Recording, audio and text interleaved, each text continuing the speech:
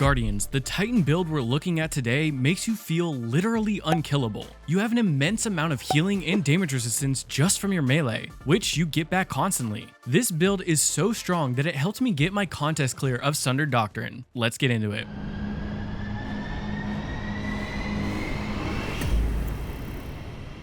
I have been absolutely loving Bolt Charge. It feels incredibly strong and on Titan incredibly easy to use. But like with most Arc Titan builds, I had one problem: survivability. I remembered last season seeing a few Insurmountable Skullfort builds going around, but I wasn't a huge fan of those on Prismatic. So I thought I'd give it a try on Arc Titan, and I was pleasantly surprised. See, with Insurmountable Skullfort, when getting an Arc powered melee kill, you immediately get your melee refunded and start health regeneration. This is huge, especially when paired with Knockout to instantly gain a burst of health when killing with your melee, and it's buffed to its melee damage. Now the problem I had with Prismatic variants is that it's solely revolved around using your melee. The problem here is that if you face a mini boss or an enemy that can melt you, you need to play a bit safer, so melees are kind of off the table. But that's where Bolt Charge comes in. With the new Titan aspect Storm's Keep, you're offered the flexibility to deal a ton of damage at range and safe behind a barricade. The second encounter of Sundered Doctrine is a prime example of how this works. At most times, you need someone running around picking up those buffs to dunk them. And, well, that would be me. As soon as I got low on health, bam, start charging up that thunderclap and instantly heal on a kill. And this was perfectly fine, but the big problem was that if you weren't careful, you would spawn two mini boss ogres that could absolutely melt you. So as soon as you see them spawn, you can move back, pop your barricade, and with just a primary weapon, you can start melting them by unleashing bolt charges over and over again, all while staying safe. So let's dive into the build and break down how it works. For most encounters, I'm taking Thunder Crash as my super, since it can deal a ton of burst damage to bosses. And for that class ability, I went with Rally Barricade. It has a shorter cooldown, plus you can use it as cover and shoot over it to deal bolt charge damage at range. And for the melee, I went with Thunderclap. In easier content, Ballistic Slam is a ton of fun to use, but since Thunderclap gives you a ton of damage resistance while charging it up, it's a very safe option for tougher content. As for the grenade, I'm bringing the Pulse Grenade. The Pulse Grenade, in my opinion, is the easiest to use and deals a good amount of damage. When it comes to the aspects, the first aspect I like to bring is Knockout. This now makes it so that getting a melee kill will do many things for you. You gain a burst of health based on the tier of enemy that you killed, you start health regen, and you become amplified. And one more important note is that when breaking an enemy shield or dealing damage to a weak enemy, you'll be given the Knockout buff. This makes it so that basic melees will deal 100% more damage and count as a powered melee, and our powered melees will deal 50% more damage. The extra damage is nice, but it's also worth noting that because our exotic gives us melee energy on melee hits, this makes it so that if you do miss a melee, you can keep punching enemies to quickly get it back. And the second aspect I like to take is Storm's Keep. This brand new aspect is incredibly strong in all aspects of the game. Now, when we use our barricade, we immediately gain 4 stacks of Bolt Charge. Then, while we're behind our barricade, we gain another stack every 0.6 seconds, and Bolt Charge can be unleashed from weapon damage. This is huge for DPS phases, since all you have to do is pop a barricade for you and your team, and everyone will now be unleashing Bolt Charge explosions left and right. For our first fragment, I'm taking Spark of Resistance. Now, while surrounded, we gain an additional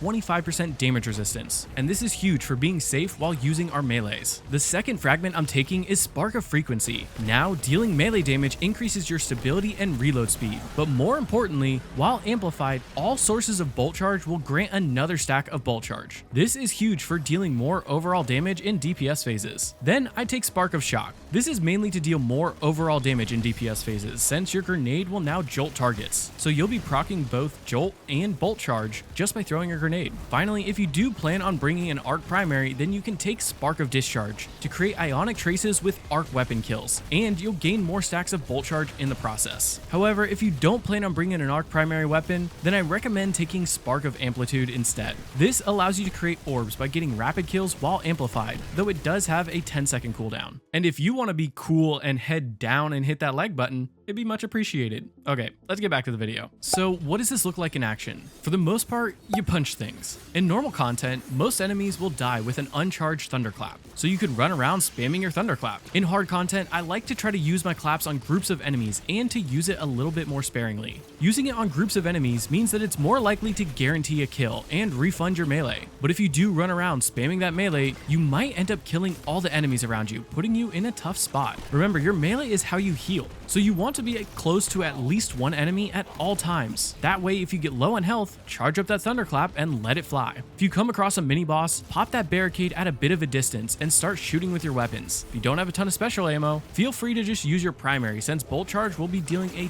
ton of damage. And for DPS phases, depending on how long it is, I like to first pop my barricade in a position that I know all of my teammates will benefit from it. Then I chuck a grenade to proc that jolt and deal some extra damage. Start going to town with your weapons until your Well of Radiance runs out. You can then choose to hot swap to Curse of the Falling Star or immediately pop your Thunder Crash to deal a ton of burst damage. But in shorter DPS phases, I'd pop my Thunder Crash before doing anything else to make sure it goes off in time. So let's talk about ways to improve the build. For stats, I like to shoot for 100 in Resilience and Discipline. After that, I go for a mix of Intellect and Recovery. Remember, we always get our melee back, so strength isn't important. And if you do miss a melee, just keep punching to get it back quickly. And when it comes to armor mods, for the helmet mods, first I like to take a matching Siphon mod to help create a ton of orbs. I like to match this to my primary weapon to get the most out of it. Then, for most cases, I recommend Heavy Ammo Finder and Scout to help create more heavy ammo for you and your team. This helps in raid and dungeon environments. But if you are running seasonal activities, I'd swap this out for hands-on to generate more super energy on melee kills. As for the gauntlets, first I bring 2 copies of Heavy-Handed. This makes it so that powered melee kills will generate orbs, and by taking 2, it's now only a 5-second cooldown instead of a 10-second cooldown.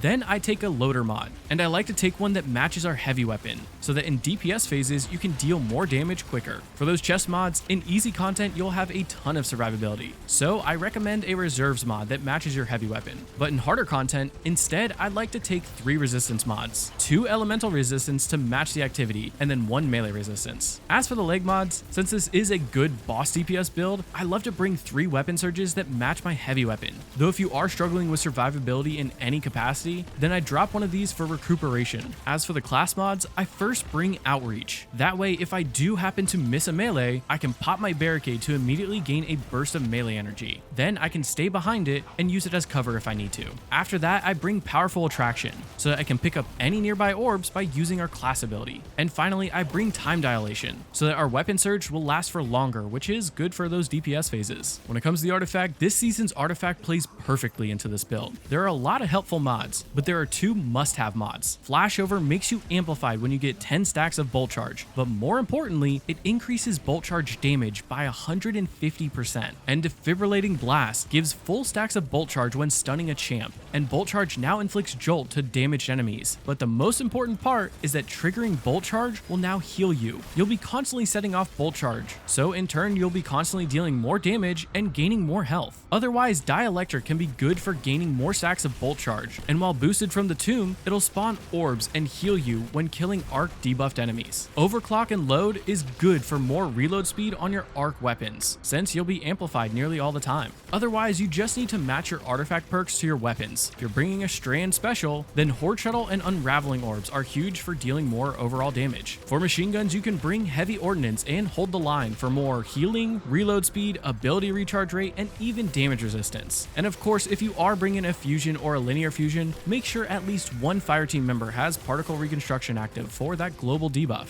And speaking of weapons, in my primary slot, I love to bring a fusion rifle to melt with particle reconstruction. Something like Scatter Signal is perfect since it can take advantage of the Strand artifact perks. Though you could also bring a blinding grenade launcher in hard content to make it easier to get up close and personal and use your melee. Or you could bring an area denial grenade launcher like the Lost Signal to help deal damage over time, making it easier to unleash bolt charge in DPS phases. For the energy slot, I mainly like to bring a solar weapon with heal clip. I like to use this as a backup option in case we don't have any enemies close to me to be able to melee, or if I miss a melee, I have a safe option to heal. But if you want to do some crazy stuff, you can bring a void weapon and boost the artifact perk Volatile Marksman, which will give your void weapons volatile rounds by scoring multiple precision hits rapidly. But when boosted, this also gives class ability energy, meaning you can spam your barricade and deal a ton of bolt charge damage. And finally, in that heavy slot, I have 3 main options that I like. The Queenbreaker is dealing some massive damage with its new catalyst and particle reconstruction,